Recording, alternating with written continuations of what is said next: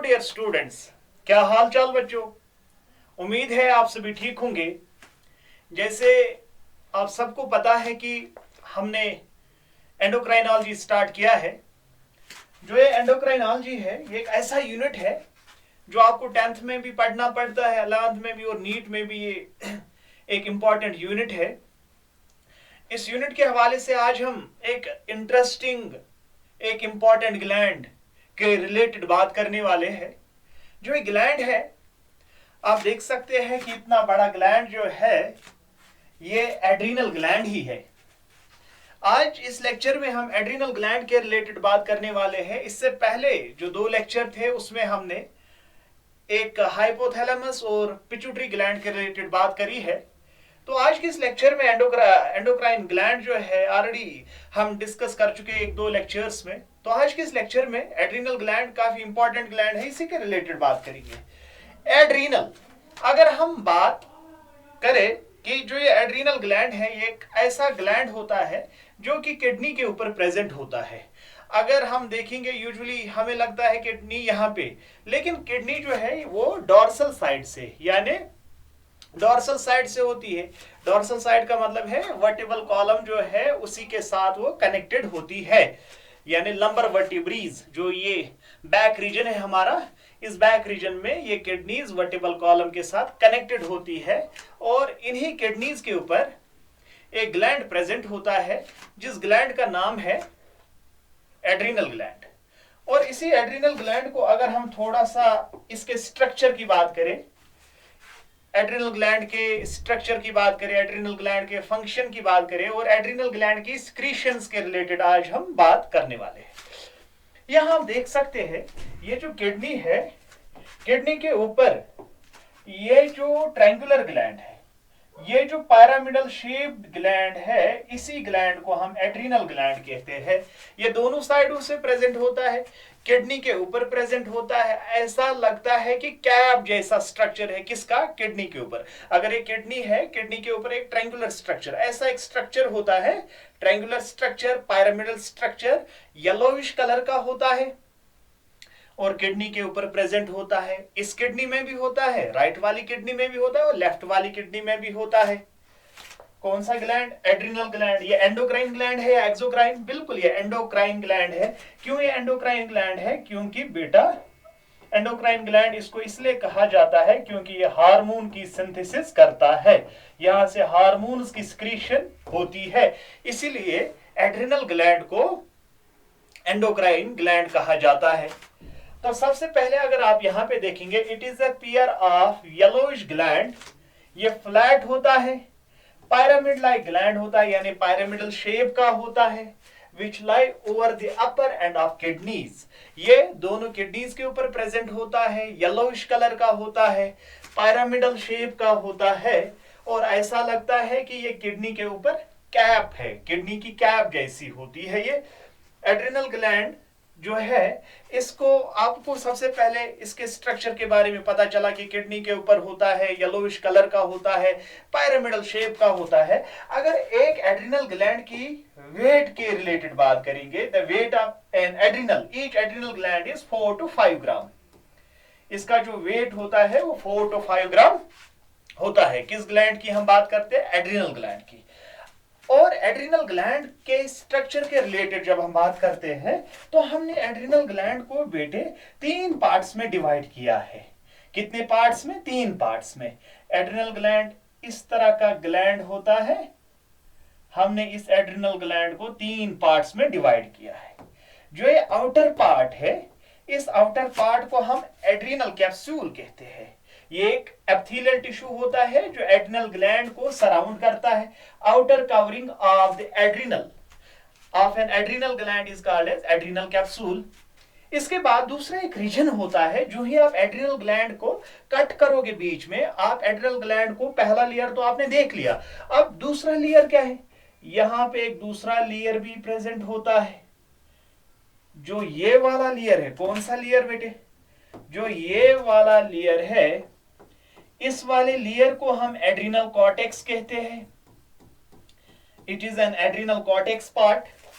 Adrenal cortex के अंदर और एक रीजन होता है, जिस रीजन को हम बोलते हैं एड्रिनल मेडुला। तो अब एड्रिनल ग्लैंड को हमने 3 पार्ट्स में डिवाइड किया है। पहला पार्ट है एड्रिनल कैप्सूल, दूसरा है एड्रिनल कॉर्टेक्स, तीसरा है एड्रिनल मेडुला। जो एड्रिनल कैप्सूल है ये एड्रिनल ग्लैंड को बाहर से सराउंड करता है, एड्रिनल ग्लैंड को प्रोटेक्ट करता है। लेकिन काम कौन करता है? एड्रिनल ग्लैंड जो है, जो इसका काम है वो कौन देखता है? वो देखता है एड्रिनल कॉर्टेक्स और एड्रिनल मेडुला। ये मैंने पहले ही बताया ना, ये एक इंपॉर्टेंट ग्लैंड है। इंपॉर्टेंट ग्लैंड क्यों है? क्योंकि वो हम आगे देखेंगे कि एड्रिनल ग्लैंड का काम क्या है। एड्रिनल कॉर्टेक्स जो है ये अलग तरीके से काम करता है, इसका अपना एक फंडा है काम करने का, और इसी तरीके से जो एड्रिनल मेडुला है ये अपने तरीके से काम करता है, ये एक दूसरे को इंटरफियर नहीं करते हैं। तो फिलहाल के लिए शेप याद रही, कलर याद रहा, वेट भी याद रहा, आपको पोजीशन भी याद रही। इसके बाद किडनी के ऊपर कैप लाइक होता है, ट्रायंगुलर होता है या पिरामिडल आप कहो। 3 पार्ट्स है, एड्रिनल कैप्सूल है, कॉर्टेक्स है, बेटा मेडुला है। इसके बाद एड्रिनल मेडुला की अगर हम बात करें, यानी इनर पार्ट की हम बात करेंगे, जो मैंने अभी आपको बता दिया, ये है मेडुला वाला पार्ट। अब हम पहले किस वाले पार्ट की बात करेंगे? इसी एड्रिनल मेडुला के रिलेटेड हम बात करने वाले हैं। तो एड्रिनल मेडुला जो है ये एक ऐसा पार्ट है एड्रिनल ग्लैंड का जो कुछ हार्मोन्स को इस तरह से स्क्रीट करता है, जिन हार्मोन्स को हम कलेक्टिवली कैटेकोलेमाइन्स कहते हैं।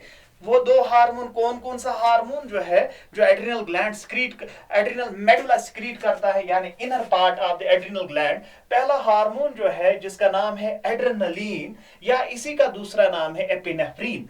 आपको कभी क्वेश्चन पूछा जा सकता है, बता दो बेटा एड्रिनल ग्लैंड का दूसरा नाम क्या है? तो आपको याद रखना है एड्रिनल ग्लैंड का दूसरा नाम जो है दैट इज एपिनेफ्रीन।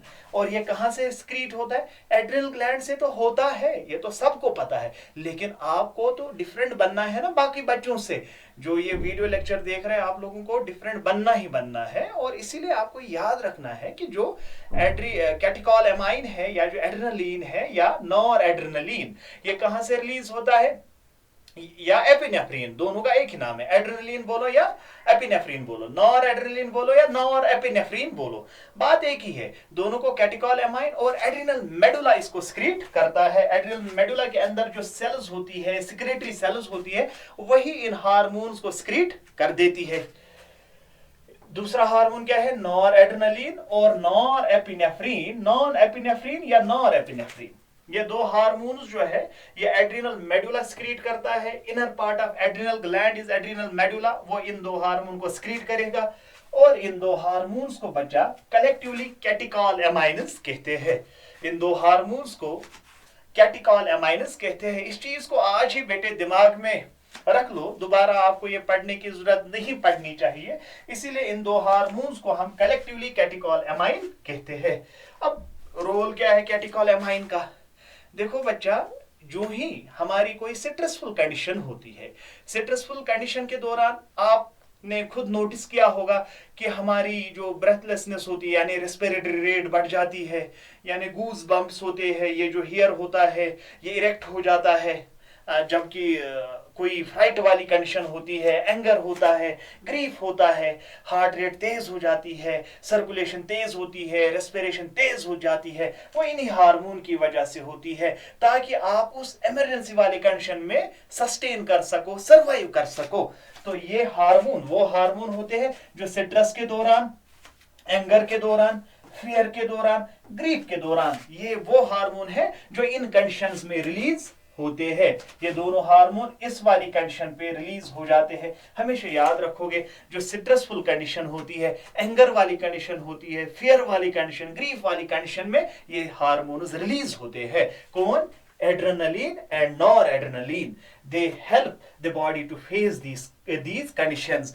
ये वो हार्मोन है जो हमें कोई भी स्ट्रेस वाली कंडीशन है उसको फेस करने के लिए ये इन हार्मोन्स का रिलीज होना बहुत जरूरी है, ताकि आप उस स्ट्रेसफुल कंडीशन में सर्वाइव कर सको। ये सर्वाइवल के लिए बहुत जरूरी है। उस कंडीशन में आपको सर्वाइव करना है, या कोई ऐसी इमरजेंसी कंडीशन है आपको वहां से एस्केप होना है। एस्केप मतलब आप फॉर एग्जांपल आप किसी बिल्डिंग में है, आप किसी जगह पे है, कोई अचानक ऐसा एक्सीडेंट हो गया, कोई आग लग गई, कोई और चीज हो गया, आपको वहां से भागना है ना। यानी जब आप कोई आग देखोगे, किसी वाइल्ड एनिमल को देखोगे, आपको भागना है वहां से। और भागने के लिए आपके पास उतनी एनर्जी होनी चाहिए। आपकी जो एनर्जी है आप तब भी देखते हो जब आपको वो डर का माहौल होता है, या फ्लाइट का माहौल होता है, फाइट का माहौल होता है, तब जाके हमारी हार्ट रेट तेज हो जाती है, रेस्पिरेटरी रेट तेज हो जाती है, ताकि हमें ज्यादा एनर्जी मिले, ताकि हम उस इमरजेंसी कंडीशन से एस्केप कर सके। यहां पे और एक चीज है, therefore they are called emergency hormones or 3F hormones। 3F क्यों? Fight, flight and fright. जब ये तीन कंडीशंस होती है, चाहे फाइट हो, फ्लाइट हो या फ्राइट हो, ये तीन ऐसी कंडीशंस के दौरान ये दो हार्मोन्स रिलीज हो जाते हैं, ये दो हार्मोन्स रिलीज हो जाते हैं, ताकि आप इन कंडीशंस को आराम से फेस कर सको। इसलिए इन दो हार्मोन्स का रिलीज होना बहुत जरूरी है, जिन हार्मोन्स को हम कैटेकोलेमाइन्स कहते हैं। अब फंक्शन क्या है एड्रेनलिन की? Function of adrenaline and nor adrenaline. सबसे पहले ये हार्मोन जब रिलीज हो जाएंगे तो आप में अलर्टनेस आ जाएगी।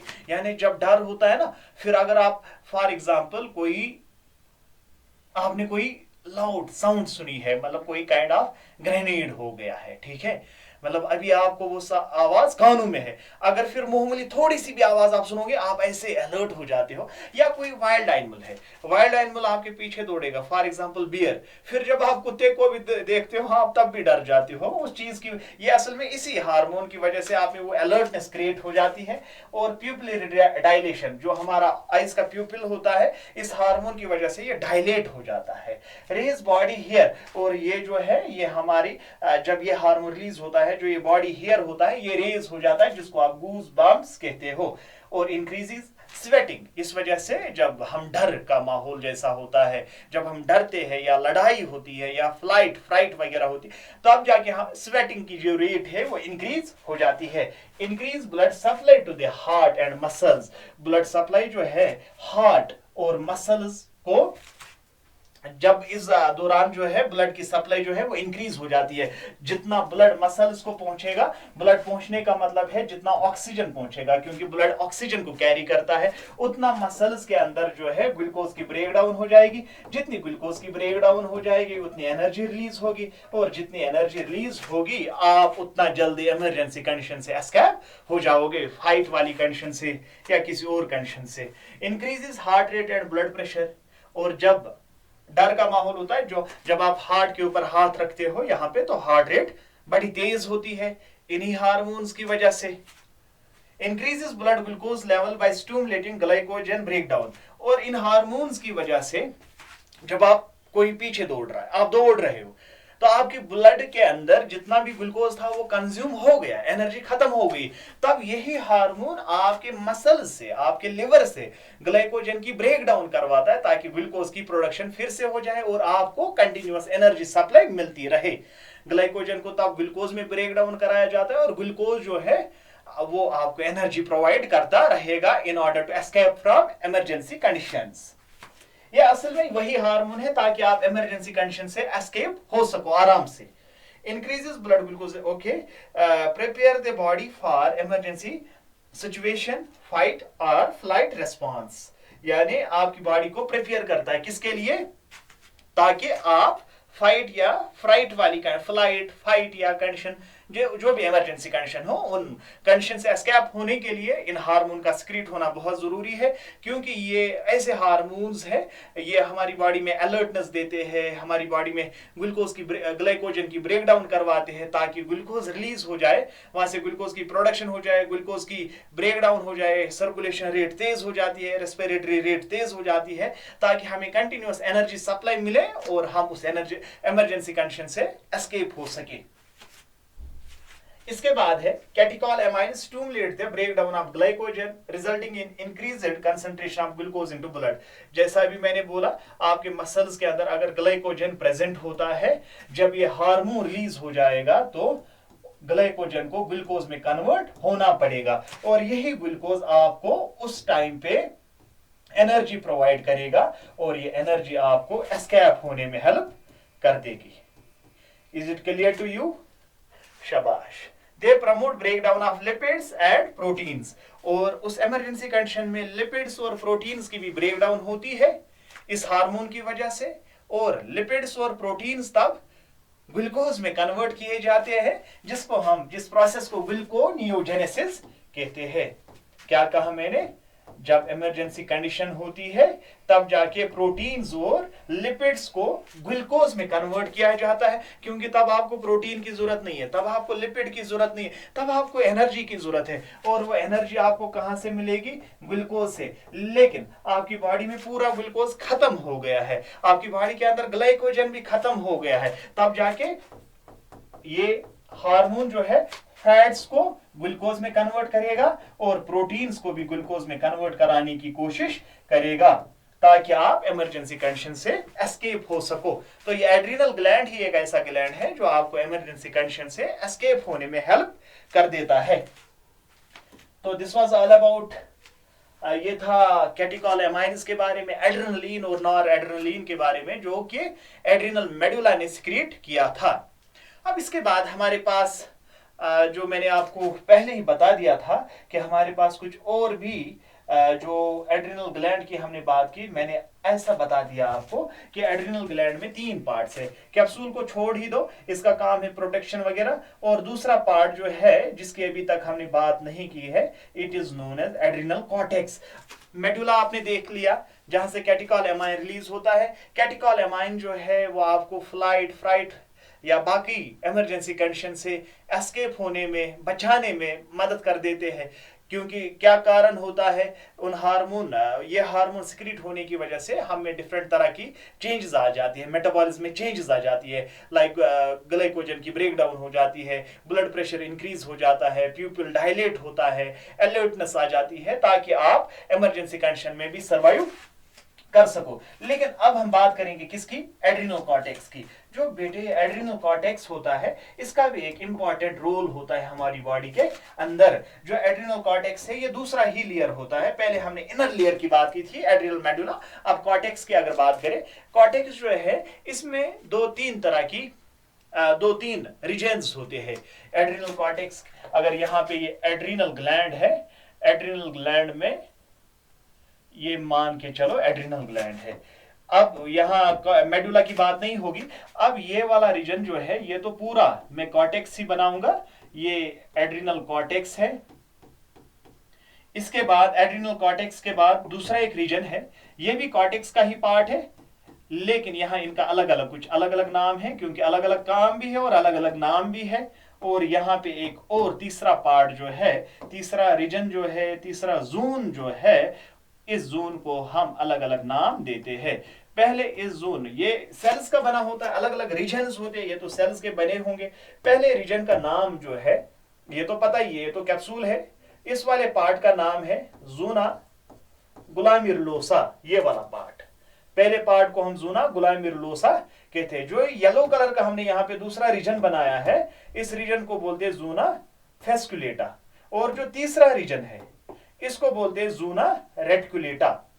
तो अब हमारे एड्रिनल ग्लैंड के कॉर्टेक्स में 3 रीजन्स है। पहले एक रीजन है, फिर दूसरा रीजन है, फिर तीसरा रीजन है, और तीसरे रीजन के बाद क्या होगा? Adrenal medulla. सेंटर में होगा ना एड्रिनल मेडुला। और ये तीनों पार्ट क्या है? ये तीनों पार्ट जो है ये है नंबर 1 पे, ये है नंबर 2 पे, और ये है नंबर 3 पे। ये 3 अलग अलग रीजन्स हैं, अलग अलग नाम है। पहले का नाम है ज़ोना ग्लोमेरुलोसा, दूसरे का नाम है ज़ोना फेस्कुलेटा, तीसरे का नाम है ज़ोना रेटिकुलेटा। अब इसके अंदर डिफरेंट तरह की सेल्स होती है, क्योंकि ये रीजन तो सेल्स के ही बने हैं। और जो पहले रीजन में सेल्स होती है, उस kind of group of cells को हम कहते हैं, जो हमारे ग्लोमेरुलोसा में सेल होती है, उन सेल्स को हम कहते हैं ग्लूकोकॉर्टिकॉइड।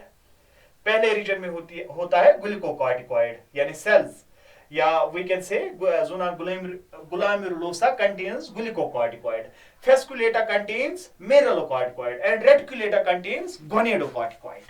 आप याद रखोगे जो हमारे किडनी के अंदर कॉर्टेक्स है, इसमें 3 तरह के जोन्स होते हैं। एक है ग्लोमेरुलोसा, दूसरा है फेस्कुलेटा, तीसरा है रेटिकुलेटा या रेटिकुलरिस।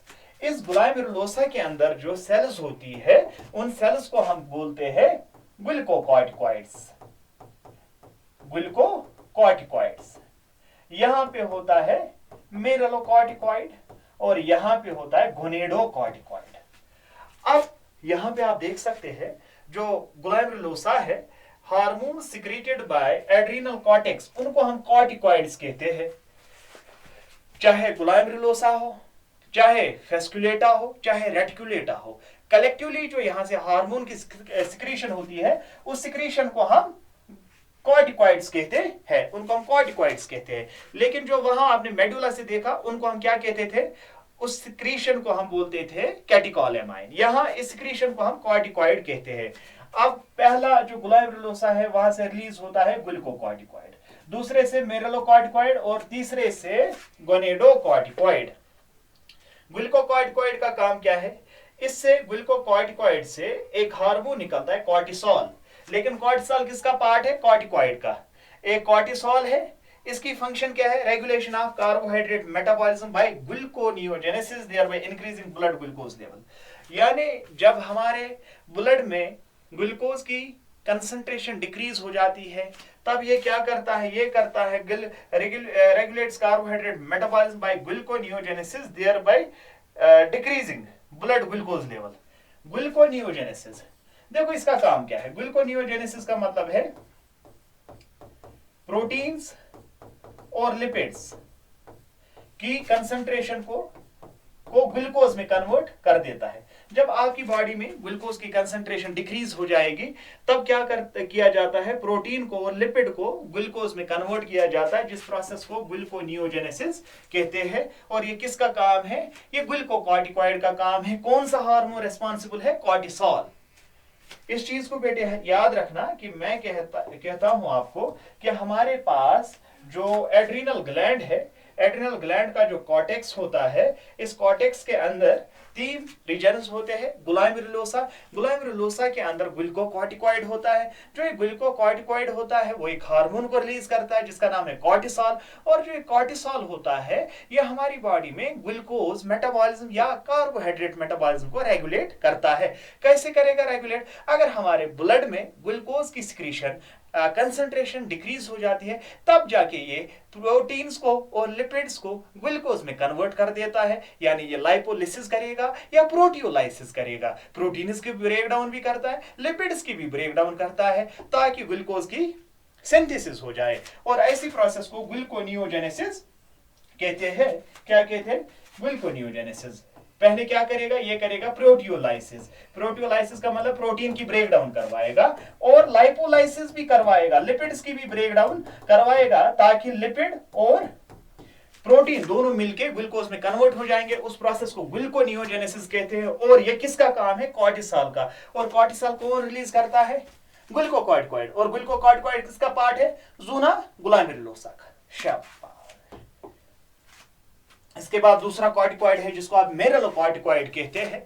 ये ज़ूना फेस्कुलेटा का फेस्कुलेटा जो है, ज़ूना फेस्कुलेटा रीजन जो है, ज़ूना फेस्कुलेशन एक ऐसा रीजन है जिसके अंदर मेरलोकॉर्टिकॉइड प्रेजेंट होते हैं। ये जो मेरलोकॉर्टिकॉइड है एक हार्मोन को रिलीज करते हैं जिस हार्मोन का नाम है एल्डोस्टेरॉन। जो एल्डोस्टेरॉन है इसका काम होता है हमारे ब्लड वॉल्यूम को मेंटेन करना, हमारे आस्मा रेगुलेशन को मेंटेन करना। ये ज्यादा वाटर को एक्सक्रीट होने से रोक देता है, यानी ये किडनीज के ऊपर एक्ट करेगा और ज्यादा वाटर को एक्सक्रीट होने नहीं देगा यूरिन के साथ। अगर ज्यादा वाटर एक्सपेल हो जाएगा तो क्या चीज हो जाएगा, इलेक्ट्रोलाइट्स भी लॉस हो जाएंगे, काइंड ऑफ डिजीनेस आएगी, थकावट आ जाएगी। इसीलिए हमारा ऑस्मोटिक बैलेंस यानी टर्गर जो हमारी बॉडी का है, जो हमारी बॉडी का प्रेशर है वो लॉस हो जाएगा। इसीलिए एल्डोस्टेरॉन का होना बहुत जरूरी है। एल्डोस्टेरॉन जो है ये मिनरलोकॉर्टिकॉइड स्क्रीट करता है एल्डोस्टेरॉन, एक हार्मोन, और इसका काम क्या है, increases reabsorption of sodium and water. जो भी यूरिन बनता है हमारे किडनी से, उसमें जो सोडियम आयन्स होते हैं, ये सोडियम आयन्स को रीअब्जॉर्ब करता है। वरना वो तो एक्सपेल होने को तैयार थी, लेकिन ये नेफ्रॉन से उसको रीअब्जॉर्ब करवाएगा, वाटर को रीअब्जॉर्ब करवाएगा, ताकि ज्यादा जो यूरिन जो है, यूरिन को एक्सपेल होना ही होना है, लेकिन यूरिन के साथ एसेंशियल चीजों को लाइक सोडियम और एक्सेसिव वाटर को लॉस होने नहीं देता है, क्योंकि फिर ब्लड प्रेशर कम हो जाएगा, हमारा डिफ्यूजन की रेट कम हो जाएगी, हमारा ब्लड वॉल्यूम कम हो जाएगा। इसलिए उस चीज को बैलेंस करने के लिए एल्डोस्टेरॉन का होना बहुत जरूरी है। Increases excretion of potassium ions and phosphate ions, यानी यूरिन के साथ, हमारी बॉडी के साथ फॉस्फेट आयंस का एक्सक्रीट होना बहुत जरूरी है, पोटेशियम आयंस का होना एक्सक्रीट होना बहुत जरूरी है, क्योंकि पोटेशियम आयंस जो है ये ज्यादा कंसंट्रेशन में बढ़ने नहीं चाहिए, जिसको हम हाइपरक्लाइमिया कहते हैं। खैर वो अलग एक कंडीशन है। फिलहाल के लिए याद रखोगे, मिनरलोकॉर्टिकॉइड में एक हार्मोन है एल्डोस्टेरॉन, ग्लूकोकॉर्टिकॉइड ने जो रिलीज किया दैट वाज कॉर्टिसोल। अब यहाँ पे एल्डोस्टेरॉन, एल्डोस्टेरॉन के बाद और एक कॉर्टिकॉइड है जिसका नाम है गोनेडोकॉर्टिकॉइड। गोनेडोकॉर्टिकॉइड एक ऐसा कॉर्टिकॉइड है जो किस रीजन में प्रेजेंट है, ज़ूना रेटिकुलेटा, क्योंकि 3 रीजन्स है, ज़ूना ग्लोमेरुलोसा, ज़ूना फेस्कुलेटा, ज़ूना रेटिकुलेटा।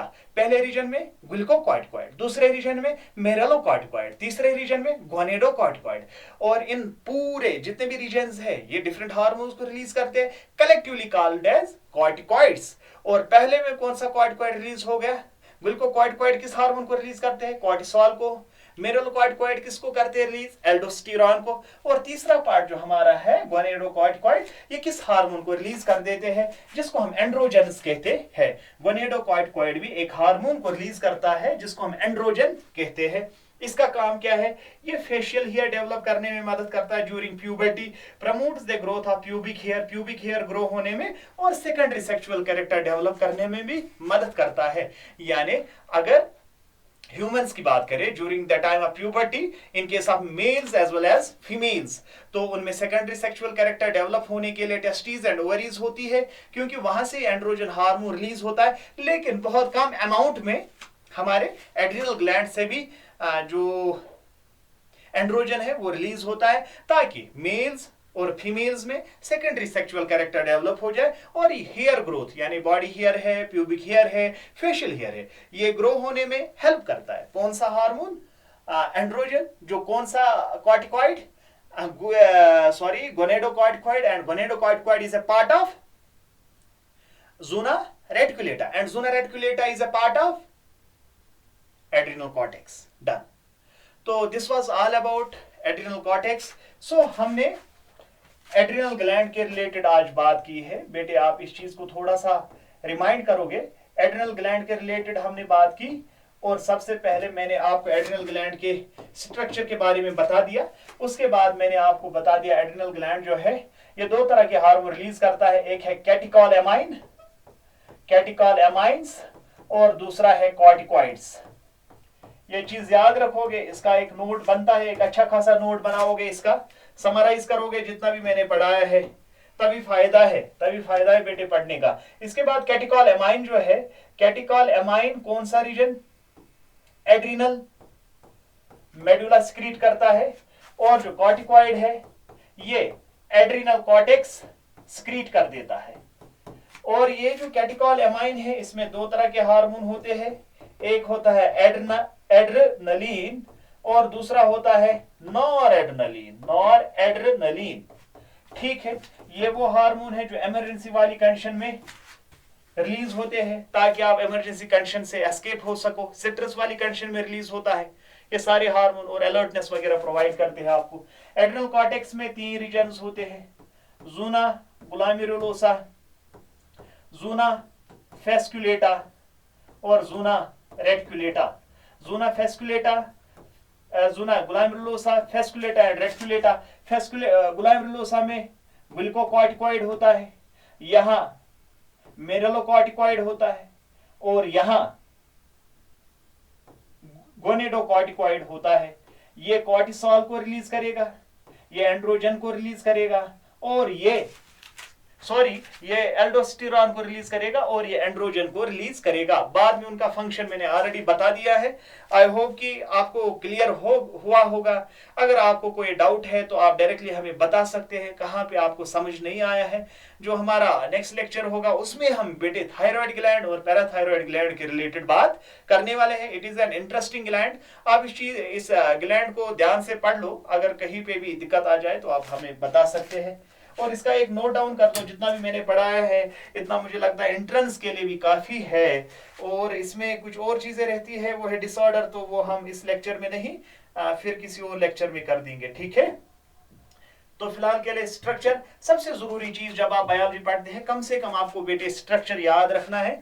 स्ट्रक्चर के साथ साथ आप फंक्शंस याद रखोगे और फंक्शंस के बाद आप सिक्रीशंस भी याद रखोगे। और ये एंडोक्राइनोलॉजी बहुत इंटरेस्टिंग यूनिट है, तो इसमें और भी कुछ ग्लैंड्स के रिलेटेड हम बात करने वाले हैं, तो आप हमारे साथ बने रहिए। हम इंशाल्लाह आपको time to time lectures provide करते रहेंगे। Thank you so much. अल्लाह हाफिज।